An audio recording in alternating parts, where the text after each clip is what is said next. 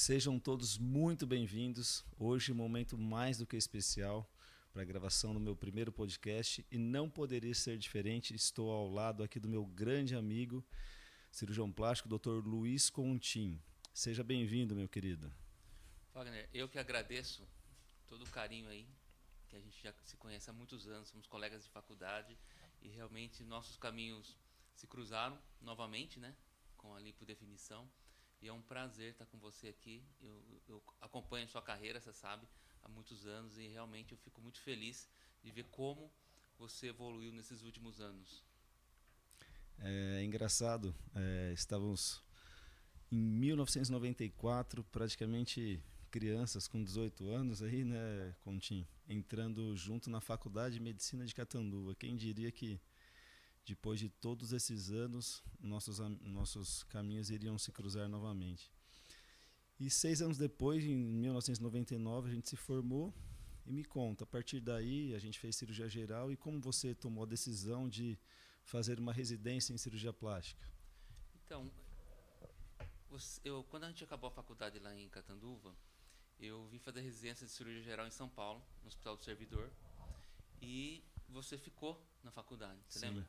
eu fiz cirurgia geral lá ainda. E aí eu vim para São Paulo e quando eu vim para São Paulo, eu não tinha ideia de fazer cirurgia plástica. Na verdade, eu entrei no servidor de Estado para fazer cirurgia de tórax e quando eu comecei a ver como era a vida do cirurgião torácico no dia a dia, eu comecei a ficar desesperado. Por quê? O cirurgião torácico trabalha normalmente com doenças muito graves, câncer de pulmão, paciente complicado, paciente terminal, e aquilo comecei a ficar deprimido no meu R2. E aí naquele momento foi um divisor de águas na minha vida.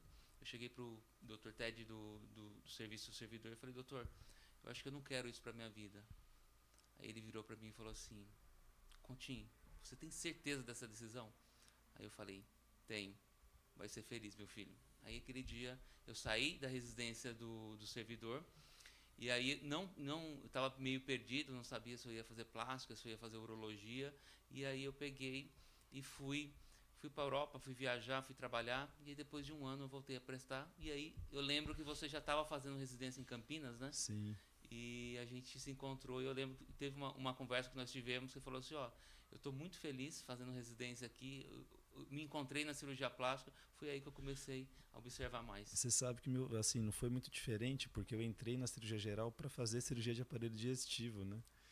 E por mais que eu gostasse de cirurgia de aparelho digestivo, o contato que eu tive com a cirurgia plástica, com as residências de cirurgia plástica no meu segundo ano de cirurgia geral, foram determinantes na minha decisão de mudança. E eu, como você disse, eu fui fazer residência em Campinas, foram 5 anos muito felizes. Mas o engraçado é que eu fiz uma residência muito forte na parte crânio-facial. Então, eu terminei minha residência de cirurgia plástica em 2005 para 2006 ali, adorando essa parte facial, rinoplastia. Só que o mundo, a gente não sabe o que espera, né? Com certeza. Daqui a pouco nós vamos falar sobre isso. Como que foi a sua residência de cirurgia plástica? Então, aí, como eu estava meio perdido, não sabia o que eu queria da vida, então teve um fator que mudou totalmente a direção da minha vida naquele momento. Sem querer, um dia, numa biblioteca municipal, eu gostava de ficar fuçando o livro, não era que nem hoje, o livro tudo digitais, né? E aí eu vi um livro do Ivo Pitangui, que eu já conhecia ele, já era uma Sim, pessoa referência mundial, um livro chamado Direito à Beleza, que ele escreveu na década de 70. E esse livro, quando eu comecei a ler, eu comecei a pensar: como está falando isso? Ele falou isso na década de 70, agora que o pessoal está falando mais em cirurgia estética e tal. E aquele livro, eu comecei a ver a vida dele, conta um pouco da trajetória dele, da vida dele. Aquele vídeo, eu falei: vou fazer cirurgia plástica.